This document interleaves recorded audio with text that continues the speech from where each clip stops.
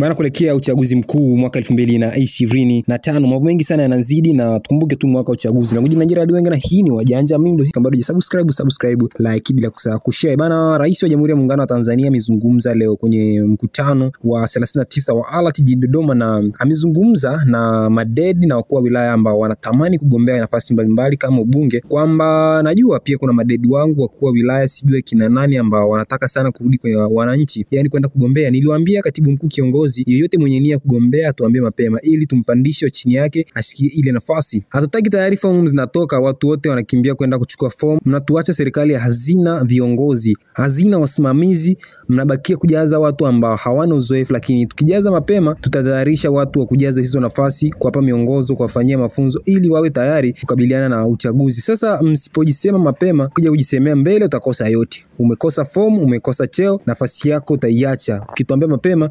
unakwenda kujaribu, umeshindwa, na wewe ni mzuri, tunakufikiria kurudi. Wewe ni kauli ya Rais wa Jamhuri ya Muungano wa Tanzania alipokuwa akizungumza na madedi kwenye mkutano wa 39 wa ALAT uliofanyika jijini Dodoma. Mimi ni Gerald Wenga, na hii ni Wajanja Mindo. Subscribe, like na kushare.